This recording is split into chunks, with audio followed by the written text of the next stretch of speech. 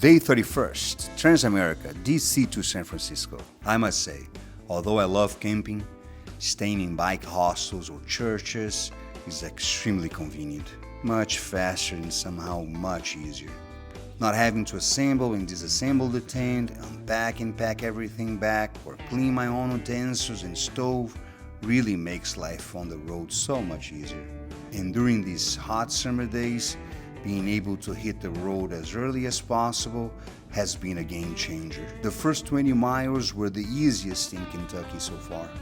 It was a constant, smooth descent. What a great feeling it was to bike at a relaxed pace, not having to exert much effort, but still covering a lot of ground. I wish the road were like that all the way to Oregon. That would be fun.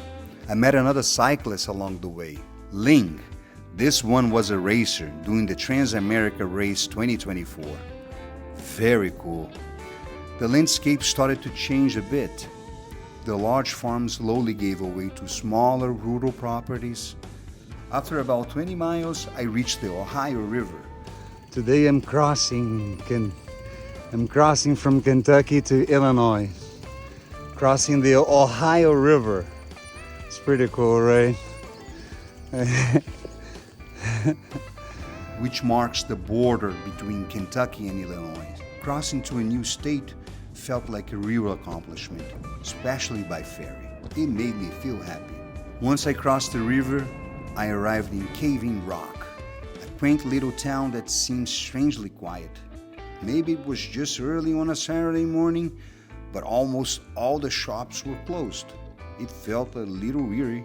I decided to take the Ohio River Scenic Byway, thinking I would get some nice views of the river. But while it was pleasant, I ended up going up and down through farmland with some long and steep rolling hills. Look at this bicycle rest stop. Look how cool this is. Look at this.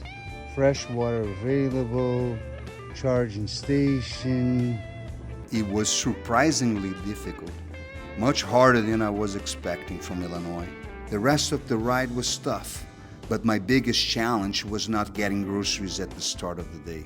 There was nothing along the way, except for one stop in Marion. I clearly didn't plan it very well, but luckily, I always carry some spare meals and snacks. After 7 hours on the road, I finally made it to the ranch. Since I had a place to stay, I took my time. I snapped a few pictures, made some recordings, and soaked in the landscape around me before settling down for the night.